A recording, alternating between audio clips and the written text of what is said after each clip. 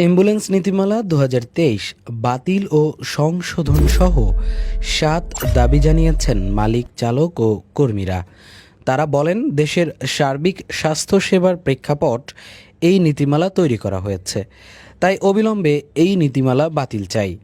শুক্রবার জুম্মার নামাজের পর জাতীয় প্রেস ক্লাবের সামনে অ্যাম্বুলেন্স মালিক, চালক ও কর্মীবৃন্দরা মানববন্ধন করেন। মোহাম্মদ জিল্লুর রহমান জিল্লু নামের এক অ্যাম্বুলেন্স মালিক বলেন, দীর্ঘদিন ধরে আমরা সীমিত সাধ্যের মধ্যে অসুস্থ ও আহত মানুষের জীবন রক্ষায় নিরলসভাবে কাজ করে চলেছি। তারা আরও মানববন্ধন থেকে অ্যাম্বুলেন্স মালিক কর্মচারীদের ৭ দফা দাবি জানান। এমআর অ্যাম্বুলেন্স রয়েছে আপনার পাশে। এই প্রাইভেট অ্যাম্বুলেন্স সার্ভিস প্রায় ৮,০০০ প্লাস। আমার সারা বাংলাদেশে এই ৮,০০০ গাড়ি দিয়ে এই আরোটি আসলে সেই জায়গাটাই আমাদের সরকার কেন মানবিক হচ্ছে না সেই প্রশ্ন আপনাদের কাছে আমরা রাখলাম। আমাদের কথা হচ্ছে, আমাদের একটা পেশেন্ট নিয়ে যখন আমাদের চালক ভাইয়েরা বিভিন্ন জায়গা বিভিন্ন হাসপাতালে ছুটে যান, অনেক সময় গাড়িতে গ্যাস থাকে না। আমরা সিএনজি পাম্পে আমাদের ড্রাইভার ভাইয়েরা গেলে আমাদের সিরিয়ালে গ্যাস দিতে হয়। এই রুগীটার পরিস্থিতি কি অবস্থা আছে, যদি 5 মিনিট লেট হয়, 2 মিনিট লেট হয়, সেই পেশেন্টটা আল্লাহ মারা যেতে পারে।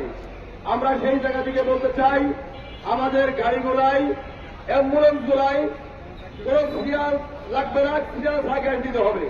এটা আমাদের একটা দাবি। আমাদের দাবির ভিতরে ব্যক্তি মালিকানাধীন অ্যাম্বুলেন্স সার্ভিসকে স্বীকৃতি দিয়ে নীতিমালা সংশোধন করতে হবে। রূপান্তরিত অ্যাম্বুলেন্সগুলো মনোনয়নে সময় ও আর্থিক সহায়তা দিতে হবে।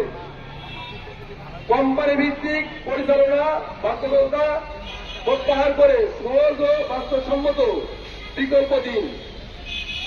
এই নীতিমালার বাস্তবায়ন স্থগিত করে পূর্ণ উন্নয়নের উদ্যোগ দিন।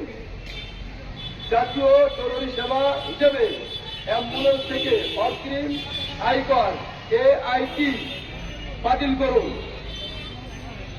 রিট পিটিশন 4723/2023 অনুযায়ী অ্যাম্বুলেন্সের ভাড়াচালিত শর্ত নয় শর্ত বাতিল করুন।